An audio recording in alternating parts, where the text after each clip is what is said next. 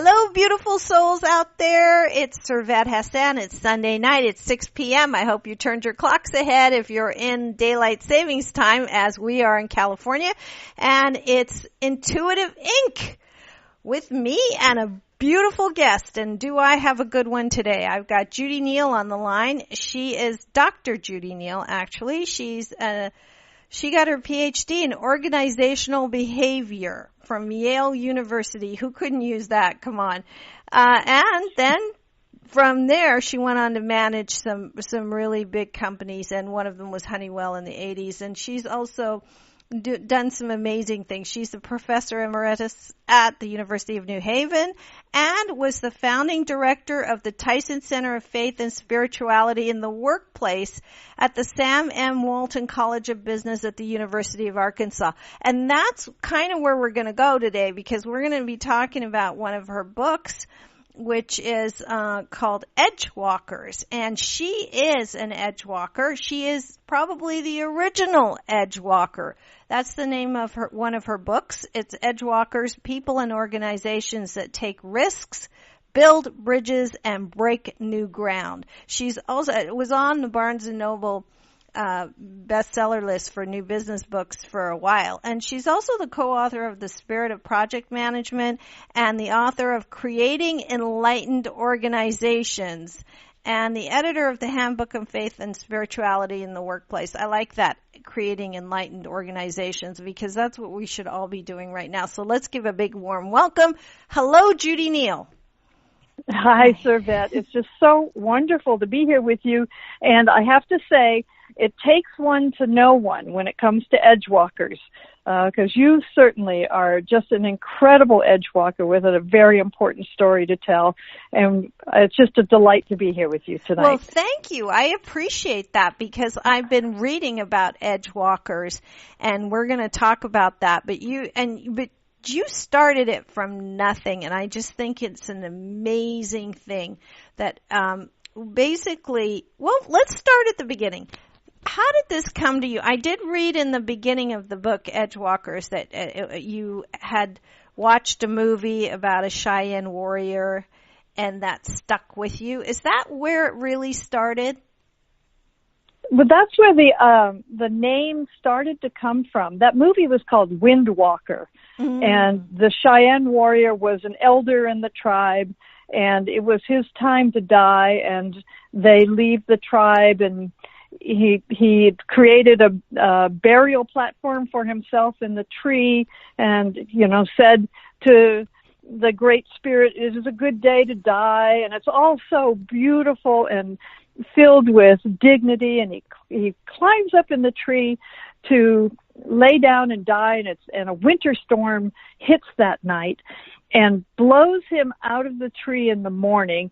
And you think, oh, the dead body is going to be laying there in the morning. But instead, he shakes his head and gets up and says, "Grandfather, this is not funny." Because he had expected to go on the Great Spirit way, and walk in the spiritual world permanently. And instead, he was still stuck here on the planet. Right. And that whole idea of the two worlds and the crossing between life and death, and the name Windwalker just really struck me. And later I was working with a team of leaders in business, and we kept talking about being on the leading edge, the leading edge, the leading edge. And we were working with a lot of spiritual principles, and it just hit me suddenly. And I said to them one night in one of our meetings, "I think you all are Edgewalkers." And they lit up. And they started talking about what an Edgewalker was and what it felt like to be an Edgewalker. And so their enthusiasm for that term just got me talking to anybody I could about, what do you think an Edgewalker is? And in what ways are you walking between worlds? And so all those questions of anybody I would meet, ended up leading to some principles and practices that I wrote about in the book. Right. Wow. Well, it's true. Now, you said something really interesting, that Edgewalkers are people that walk between two worlds. And it's the world of the physical, obviously, where we are, and the world of the invisible, right? Right. Ideas Yeah, come from.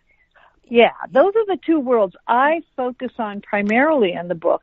And yet I found the same principles were true for looking at cross-cultural worlds, because I had a number of students at the university at the time who were from other countries. And like one example is one of my students, Mari Ishihara, who became a lifelong friend. And after she graduated, she was very bright, top of the class, and she went back to Tokyo and started working in Tokyo. And she said, I don't fit here anymore because I've adopted some American values. And so, and especially as a woman in business, she didn't want to just serve tea. She wanted to contribute. Right, exactly. So she comes back to New York and starts working for the company in New York. Well, she doesn't quite fit there because she's got the Japanese culture, and the New York fast-paced, greed-based world didn't quite fit her culture there either. And so somewhere along the line, she tapped back into her grandmother, who was a Shinto priest, and began studying feng shui and built a whole business around offering feng shui to wealthy customers. And that's where she found her place. And that built the bridge between worlds. Right. Did she stay in New York, just out of curiosity? No, she moved to California. Oh, she's here. I was going to say, that doesn't mean there's somebody. It looks like we have a caller calling in already. I don't know why, but let's take it and see. Hello? Hello? Hello? Well, I guess not. Hello? Judy, are you still there? We had someone beeping in already, and I thought that's early. We were going to keep going. Anyway, this is what happens when we go live. People get confused. So we just keep going. Are you there? Judy? Are you there? We've lost Judy. Here we go. We got Judy back. Judy, are you there? I'm here. Oh, okay. We had a caller calling in, which is really odd. And then when I tried to bring it into the group call, it put you on hold. So anyway, that's what happens when you go live. Strange things happen. We'll just ignore it. It's just who knows? Spirits. It could be spirit trying to contact us. I just said that spirits are just playing with us, so I'm going with that. And you went with it too. So hey. Yeah. Anyway, great minds think alike. I know. It's funny because I thought that when you were telling me about her, I thought, she probably fit in well in California. But it's a really interesting concept. You're talking about that. Yes, you do not just bridge between other worlds and this world, but just the world in general, because you have to with multicultures and it's countries and different. So that's important too. So your definition of an edgewalker is someone that can go between either one. Right.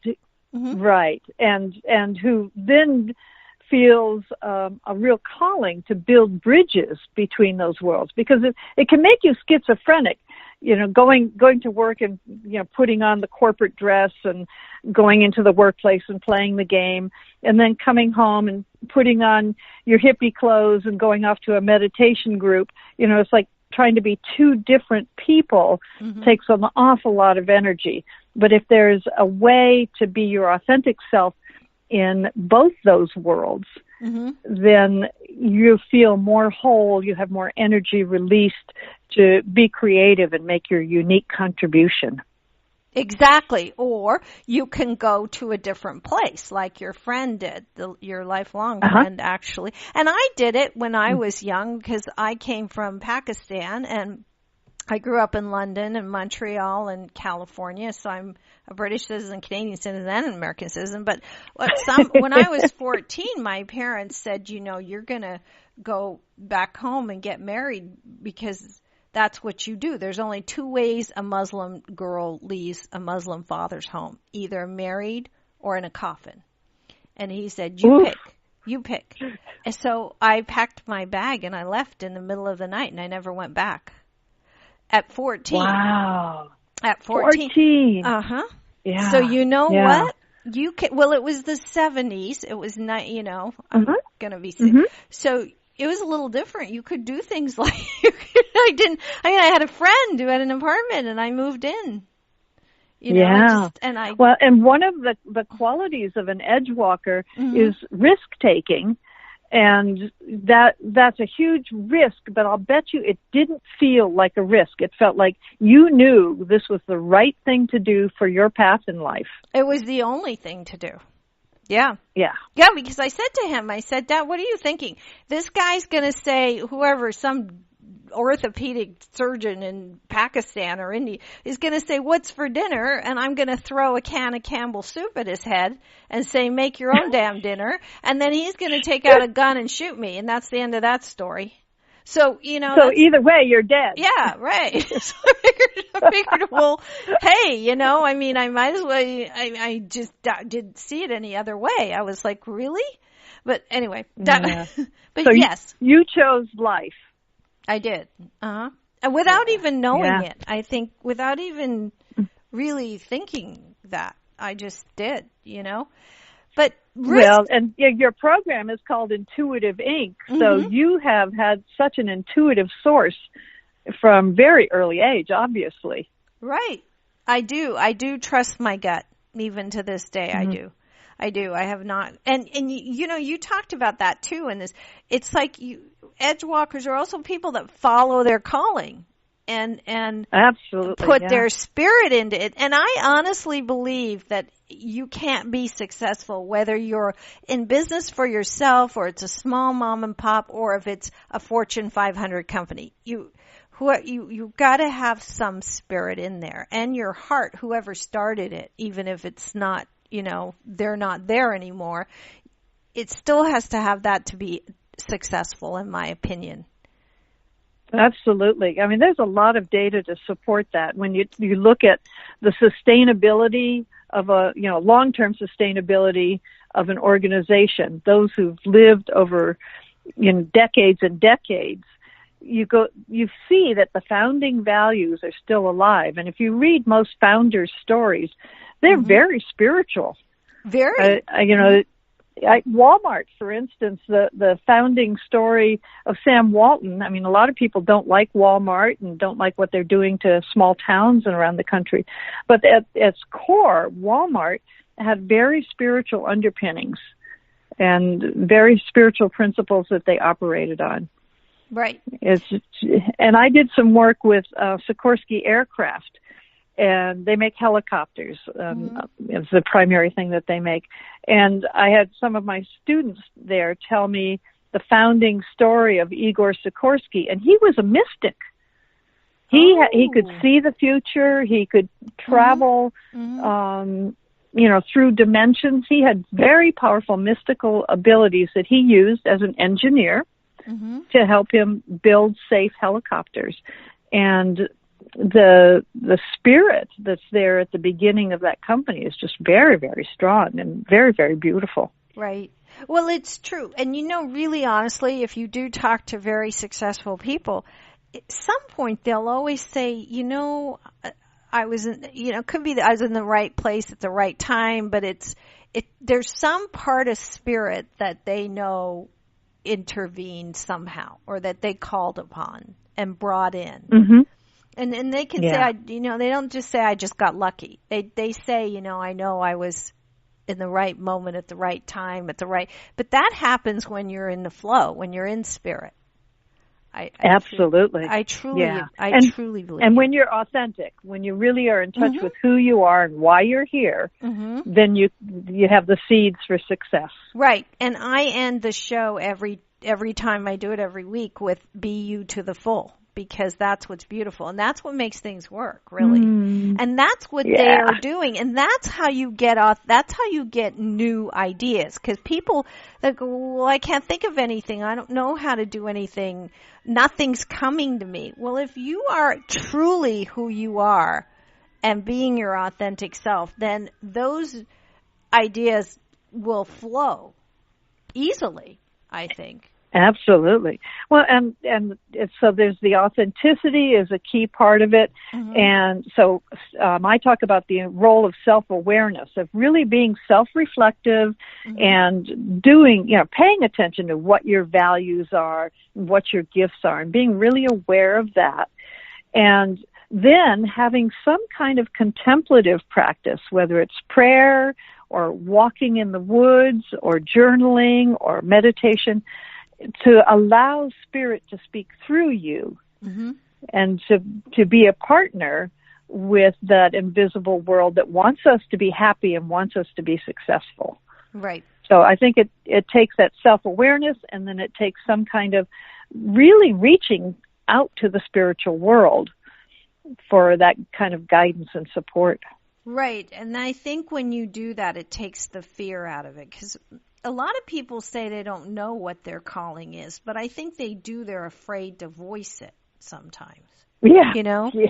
Yeah, because and that's a story of like Mrs. Fields, whose husband said, "Well, you don't know how to do anything anyway," and she said, "Well, I make really good cookies," and then she did.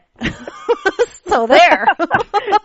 Take that. Very successtional company. Yeah. And mm-hmm. Colonel said, well, we could go on all day. I mean, but it's true. If you follow your heart, I think it's heart and soul, you connect to that. And you do have to have some form of silence and meditation. See, I think meditation is key, because I don't think mm-hmm. you can, I think, and I can't think of any human potential movement or religion or anything that doesn't promote some form of silence daily, Absolutely.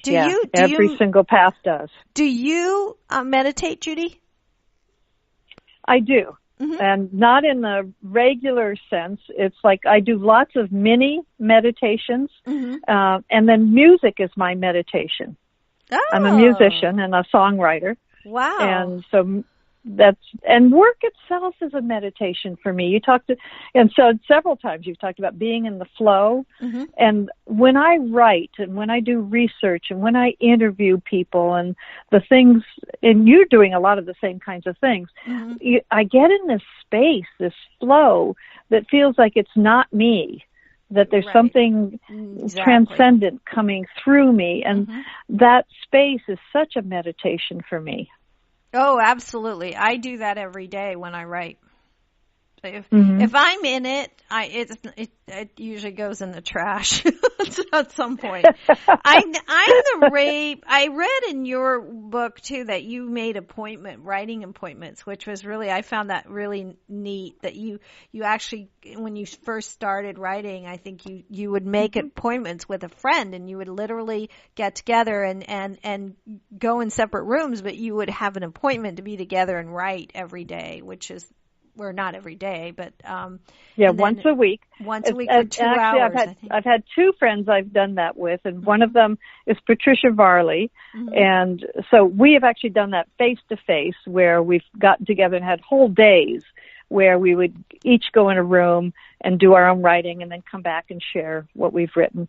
But my other friend, Paul Kwasinski, I think we've been doing it for maybe 14 or 15 years. Every Friday, we still do it. Wow. Every Friday from 9 to 11 in the morning. I call him and I say, what are you going to work on today? And he tells me, and I tell him what I'm going to work on. And then for 2 hours with no interruption, no phone calls, no emails, really staying focused. Don't look at the news. Don't do that. Especially now. Present. Yeah. Yes. We commit to staying present for those 2 hours and setting a goal for what we'll write about. Mm-hmm. And then I call him at the end of the 2 hours. How did you do? And he tells me and I tell him. Sometimes one or the other will reach a block. Maybe we're just don't have the right idea about what to write about, or something else in life is getting in the way, and we'll just support each other in doing that. And so I now know of 2 or 3 other pairs of writers who I've told this about, and they're now doing that to support each other as well. Well, and now after this show, I hope more people do. That's a wonderful idea. It's so what could simple. be better? It's so easy, and if you have someone, see, I'm the Ray Bradbury School of Writing. I do 1,500 words a day, period. That's what I learned to do. That was just, but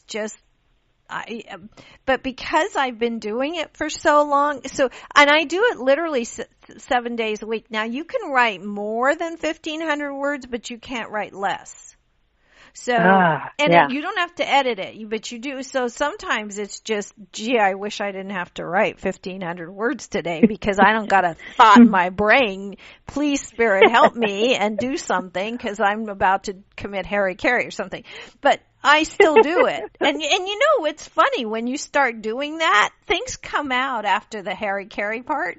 You start to go, oh, what if? and then it goes from there. So it kind of, so I'm just, cause if I don't, my problem is, and I don't, obviously you don't have this, but I lose the momentum. See, I get into a rhythm and a momentum with a book. And I've done 3 with Llewellyn. And if I stop, if I don't do it every day, or I could miss a day, I could miss one day. But then it takes me extra time to speed up I know exactly what you're talking about. So that, and I think part of it is a mindset or an identity thing, because I find the same thing with songwriting. And for me, it's, if I say I am a writer and I claim I am a writer, that means therefore I write and I write on a regular basis. Then I'm really committing to that identity and to that action. And for me, I really believe in the muse, and I call it, I need to open the door to the muse and ask for help. When I do that, things flow. And the muse is a spiritual entity that we have a relationship with. And if we, like any friend, if we don't call them up and don't see them for a long time, it takes a while to kind of catch up with each other. But if you're in touch with the muse all the time, well, all this inspiration just keeps flowing and flowing. Well, not to keep bringing up Ray Bradbury, but it seems to be apparent today, because he had a chapter somewhere that I read about, he would call it feeding the muse. Feed the muse every day. And then he'd tell you how to feed the muse. But it's interesting. I love it. Yeah. Do you remember anything about that? Yeah. Give us an example. I do. One of the ways to feed a muse is to read a poem that you like.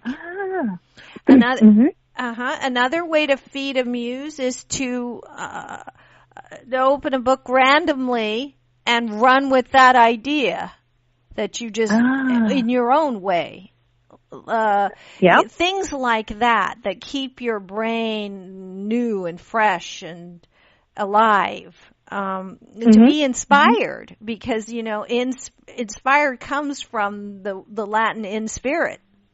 And so that's how you feed a muse. And also you can't chase a muse, because muses are very, they're like women that, if you chase after them too hard, they run away. And whereas if you're just sort of like, I'm here and I'm, and then they sort of come along. So it's like being in the flow too, because if you force the flow, it doesn't work, Well, I also think the silence is such a helpful thing here, too. When I'm writing and I get stuck, I just reach a dead end, or I know there's something else I want to say, but I just can't quite reach it.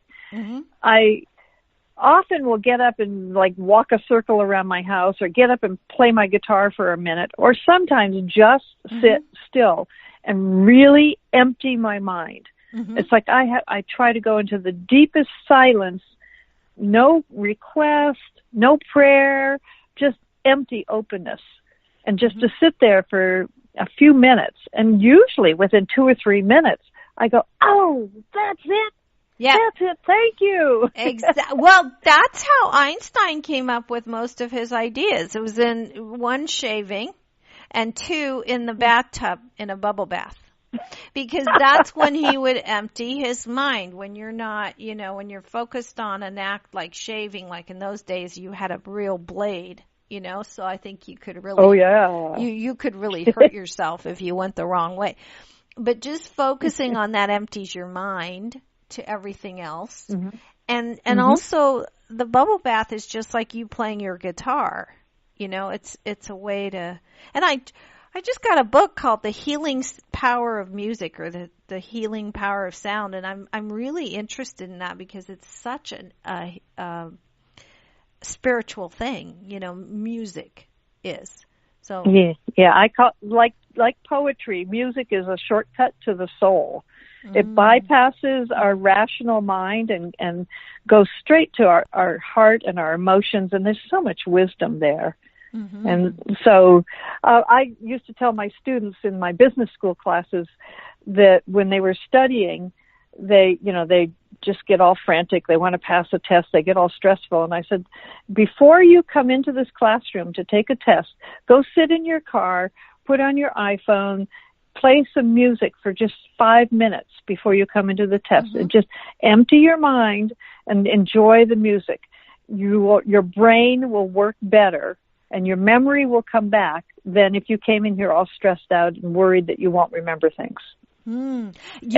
They told me over and over again it really works. It works, yeah. I have a CD, which most people don't have anymore. I'm dating myself by even saying I have a CD called Mozart Makes You Smarter, and it's just tracks of Mozart. And it actually, I play it sometimes when I'm working. I don't play it when I'm writing. I play it when I'm editing, and that's and I love it. It works. It works. I don't even know if it still exists, but I own it and I've worn it to death practically. But probably find it on iTunes now. Yes, but you're right. And they've proven that. There's data and there's research that proves that it does help you remember. Yeah, there's a whole field called super learning that was designed to help people learn languages more quickly. Mm-hmm. And when they play classical music like Mozart, people who are studying languages learn it like 10 times as fast. Really? And so that's another edge of human potential, is what our brains can do. And if we can learn, the kind of environment and the musical, artistic practices and meditation and the kinds of different practices that allow us to more fully reach all our potential, we're going to evolve faster as human beings the more we do this. Right, exactly. And also it fosters creativity. It really does. Mm-hmm. I think. Really does. Especially if you're in business and you're trying to do things that are new and innovative. That's part of how all of these things we've been talking about that bring. Absolutely. The other thing I would add is taking time in nature. I think that's an important thing that people in the corporate world, they get so removed from nature, that they're in cement and glass and steel buildings. They're 25 floors above the earth. They don't have any way to be really in touch or within nature. They plants around them are made of plastic. It's just a plastic kind of environment. Mm-hmm. And when I was coaching executives, I would ask them, what is it that nurtures your creativity and helps you reduce stress? What are the kinds of things you love to do? And the majority of them said, being in nature does that for me. And then I would say, well, how often do you do that? Mm-hmm.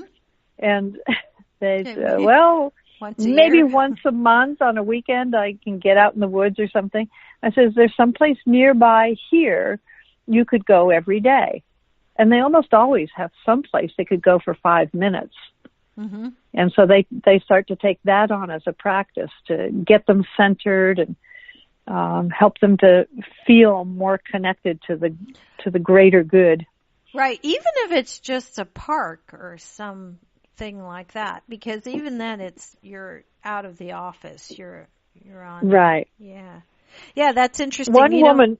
Go ahead. There's one woman who worked for a publishing company in New York City, and she found that when she went out the front door of the building, there was a tree that had a small wire fence over it and hardly any dirt around it. But she would go and she would stand on the little pile, little plot of dirt and lean on the tree for 5 minutes, and it would just totally renew her. Wow, good idea. Well, I think so there's energy. You can do it anywhere. You can, and I think there's energy running up and down that tree. That feeds it, and you can feel it if you do that. Yeah. I know my daughter doesn't understand why I hug. She doesn't understand why I hug trees, but she's a lawyer. Well, and there's energy in the earth as well. That's right. Put your feet on the earth and just really pay attention, you can feel that energy rise up and renew you. Right. And it's very healing. It's very grounding too. I mean, to have your feet on the earth. And you know how many people don't do that anymore?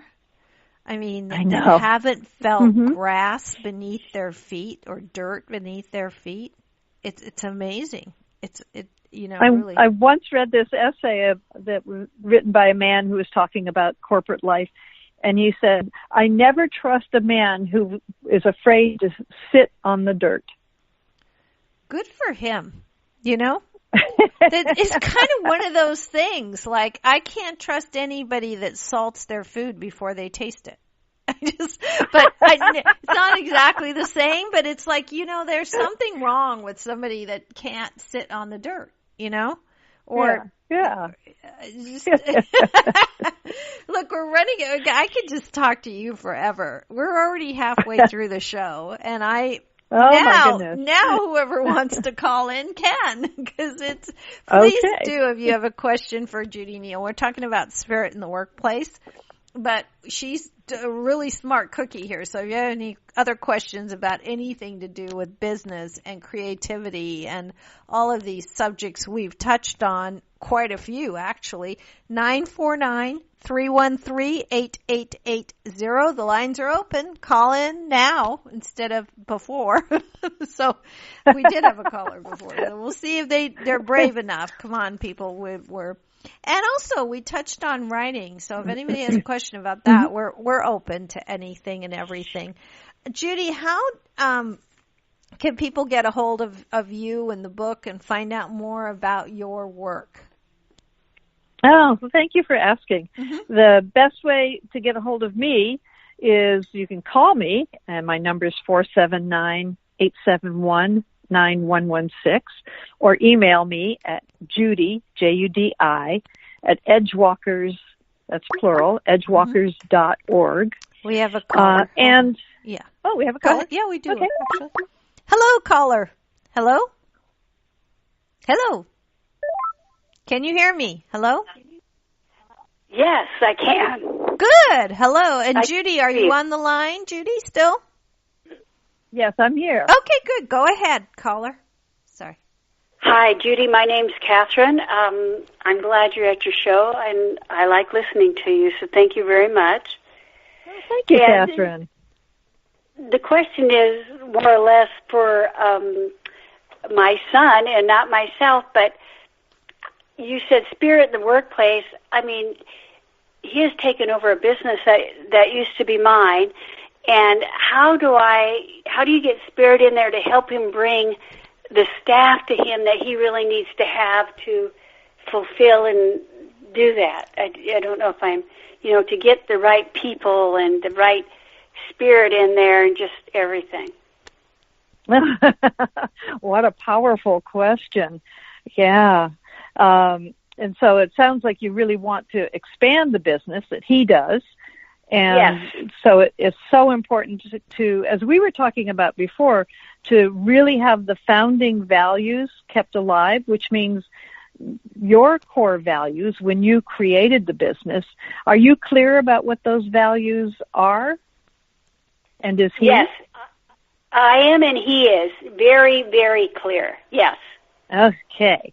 So part of that is that anything that you have, like your website and any materials about the company, it's very important to state those values.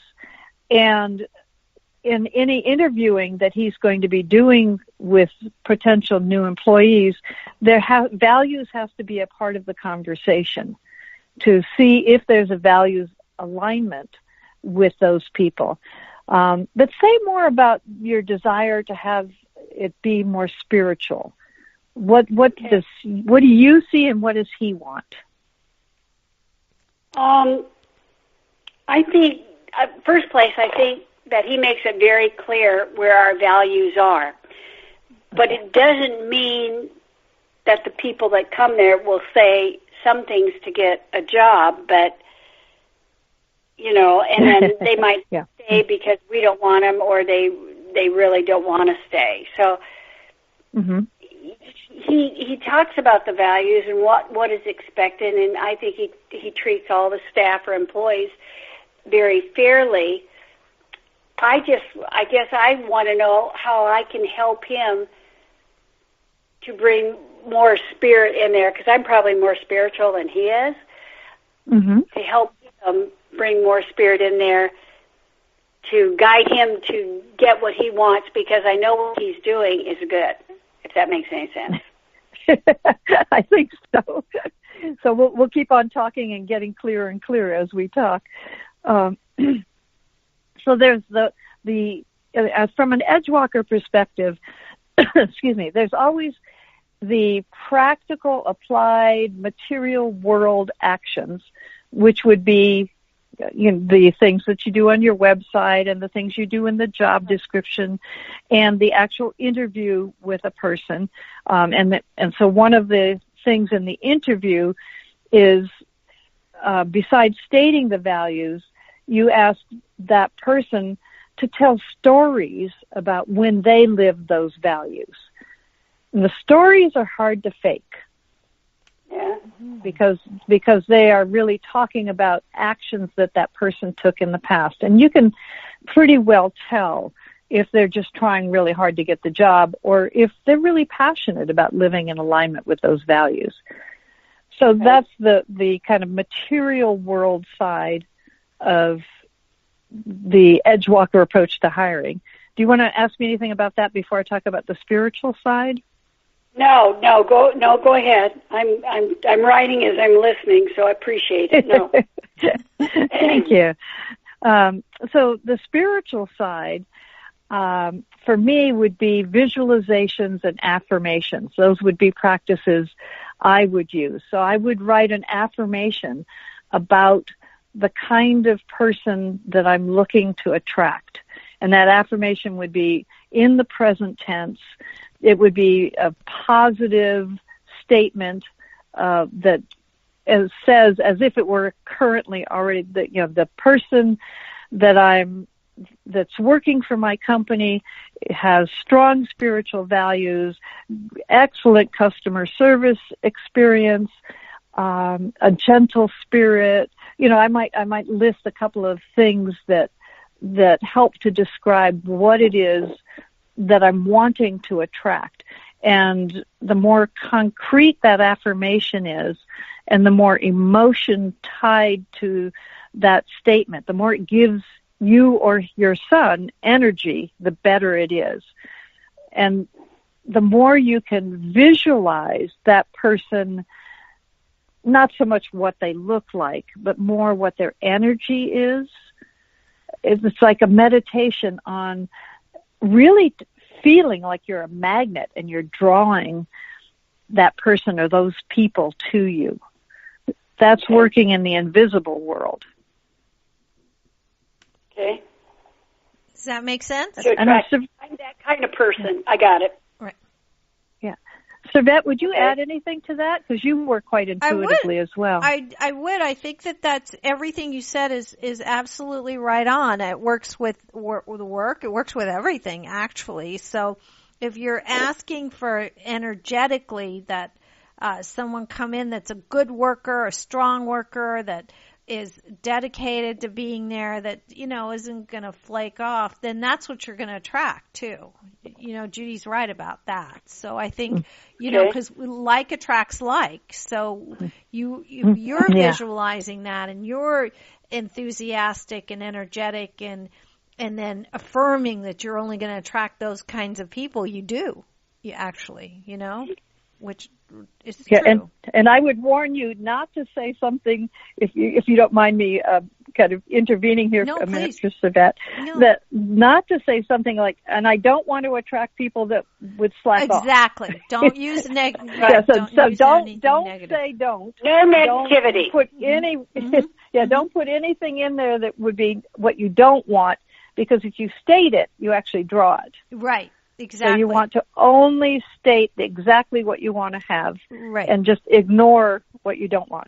Right. If I were doing that type for your situation, I would say I attract. Instead of I don't. Well, you're right. Absolutely. And that again works with everything in life, because if you say I don't want to attract bad men, you will attract bad men. That's kind of how it goes. Yeah. The universe only understands. Yes. Yeah. Did that help, Catherine? No, it's fabulous. I'll talk to him about it, so I really appreciate it very much. Thank you. Thanks for calling in. I appreciate that. That was a fabulous question. Really useful. Really Thank you. Yeah, thank you. Thank you very much for all your help. You're welcome. Bye-bye. You're welcome. Well, listen, that was great. I'm so glad we had a caller that called in. We've got more time if anybody else has a quick question. Well, we don't have a lot of time now, but we do still have some. So if there's anybody else out there that has a question for Judi Neal, Dr. Judi Neal, actually, it's 949-313-8880. We can take we have another call. Judi, right away. So here we go. Here we go. Hello. Hello, caller. Hi, caller. A question for Judi Neal, Dr. Judi Neal. Hello? Hello? I heard myself repeated back to me. I heard you. Somebody was listening to us while they were calling, and they're not on the line. So, hello? Okay, well, we're live, and if you want to try again, you can, or not. We're still, hello, Judi? Are you still there? Judi? Judi, we've lost Judi. Okay. We're still on the line, but Judy's not. So we hopefully will get Judi back here. Hold on. We will find out if we can get her back on the line. I know she gave her number out, but now we've got to get her back. So let's see what happened. There we go. I think we got Judi back. Here we go. Hello? Hello? It's Judi. I know. You disappeared. I got bumped off somehow. I know. I think Spirit's having fun today, because I don't really know. Usually it's flawless, but you never know. So I guess. What did you say that you were writing about humor? Yeah, exactly. So And one of the qualities of an Edgewalker that I don't see in any other kind of spiritual leadership model or generic leadership model, one of the qualities is playfulness.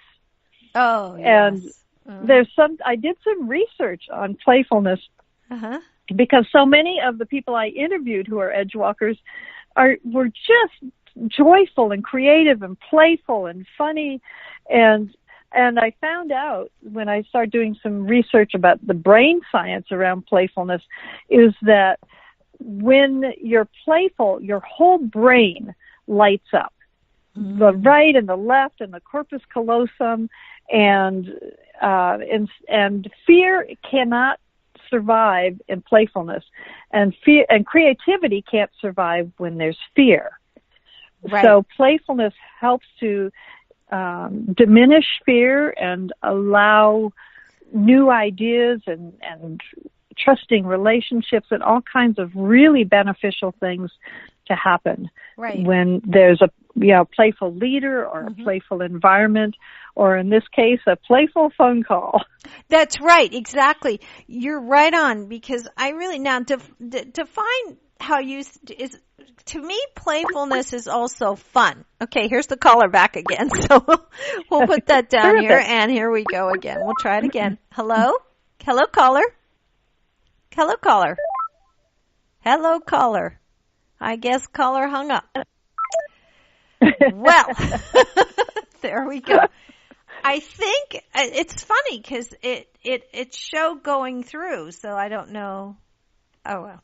Anyway, again, I think of it as not joy, bliss, fun, all kind of makes things more playful.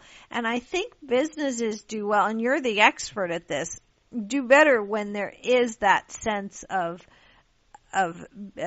being allowed to have fun and be playful and creative. Absolutely. Yeah. You know, one of the best examples of that is Ben and Jerry's. And they took playfulness seriously. They actually created and institutionalized something called the Joy Squad. And employees could volunteer to be on the Joy Squad for like 3 months. And so for several hours a month, the Joy Squad would meet and talk about how can we bring more playfulness, humor, and joy into this workplace. And so they would just think of all kinds of crazy things, from balloons to skits to giving ice cream out to everybody for a day, and, you know, whatever they could do that would bring more joy into the workplace.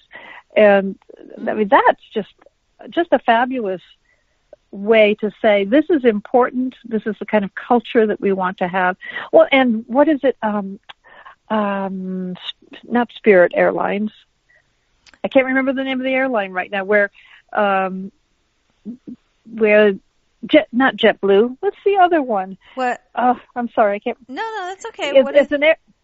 It's an airline where when they interview people, part of the interview is that you have to tell jokes.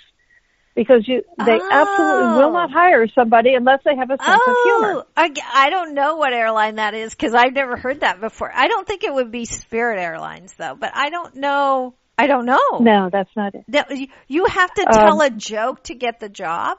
Is that it?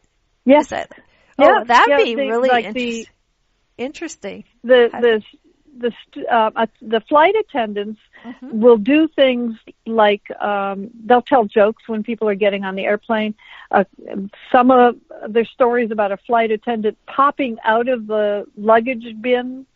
When somebody opens it and there's a flight attendant in there. Okay. They sing and they just do things to make the flight fun.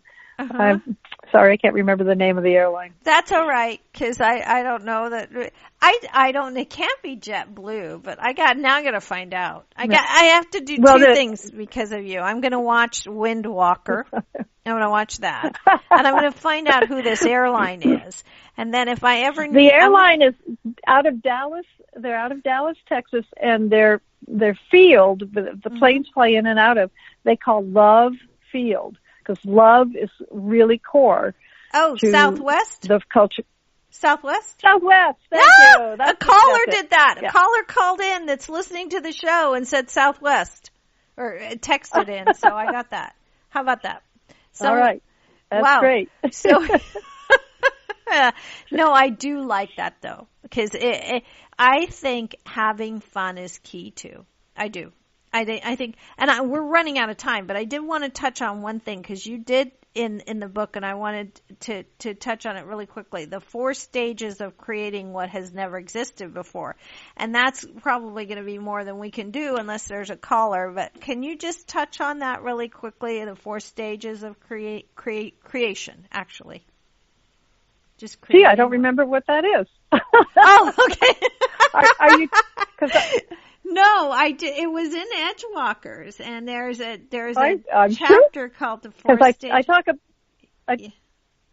about the ways of knowing the future, the skill of knowing the future, but you're talking and qualities of being. This must be under, yeah. And then the 4 stages of creating what has never existed before. Give me a hint. I can't. I love it. I love this interview. You know why? Why I'm laughing. Judi, I have to tell you, because I've written 3 books myself, and but the last one. I mean, but every once in a while they'll say, on page 62, you said, and then they'll go off, and I'm like, oh, I said that? I mean, it sounded really good, and I'm like, wow. And what does that mean? And I'm like, and go on, and then the next page, what did you say there? And I'm like, I don't have a clue what I said. Right. Yeah, I think you're talking about manifesting, the Edgewalker skill of manifesting. Right. And we were touching on that with our caller who wants to manifest the right people working for the company. Right. And so the first, but I may not say this the way the book does it, but that's all right. But for me, the first step is having a clear intention about what you want to manifest.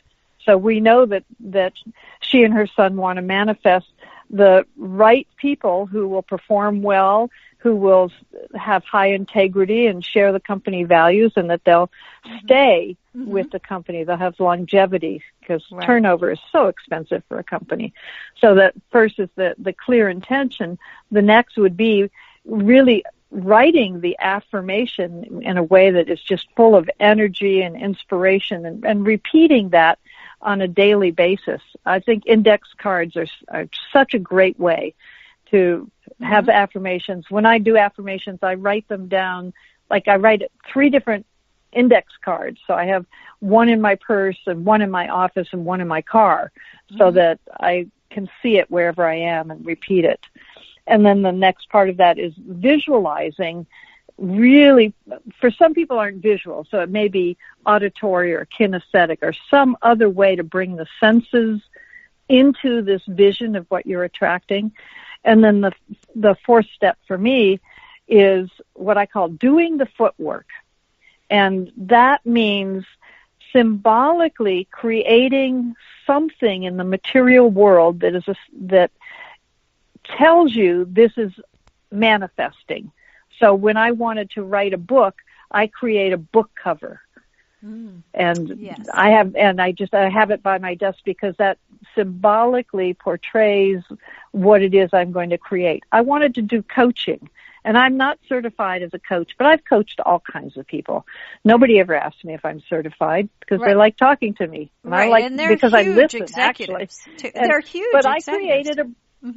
Go ahead. I'm sorry? No, they're huge executives, too. They're huge, people, but they don't need to know that you're certified or not. So go ahead. I'm sorry. Yeah, they don't care. No. And so what I did was create a brochure, and I had a meeting of people that were coming over. And so I called it Right Livelihood Coaching, and I put it in a corner of my room, where my living room, where no one could see. And I had a Spirit at Work meeting at my house that night, and people couldn't really see it. It was just there off in the corner. And 2 people who did not see the brochure came up that night and asked me if I would coach them. There you go. Yeah, exactly. I had not talked about coaching. Well, there you go. But it go. manifests, because I created something in the material world that energetically said, this is what I want to draw. Right. And those are the 4 stages: the intention, and then the visualizing, and the writing affirmations so that you can actually feel and make it real. And then doing the footwork. You have to, take some actions that make that feel real now, not in the future. Now. Yeah. And I would add a 5th step now, and that is the step of gratitude. And when it manifests, however it manifests, because it doesn't always manifest exactly the way you want, but it's this or something better manifests in the world. Exactly. And so then to say, thank you, Muse, thank you, Spirit, thank you, God, thank you, Goddess, thank you, Allah, thank you, whoever it is that you really know gave you the gift of this manifestation. It's to be grateful, because that builds that attraction energy even further, and it enhances your spirit and your soul by being grateful. Well said, and that's a nice way to end the show. Yeah, and it's true. If it's not, you're not going to get it. Buddha said sometimes not getting what you want is the greatest gift of all. So we have to remember that too, because Spirit knows better than we do what's right, So, right. And we should be grateful not only for what we do get in our life, but for what we don't get. Because sometimes that's... Amen. Exactly. Yeah. Oh, my God. I could just talk to you forever. I've got to have you back. We're going to have Thank to do this this is again. so much fun.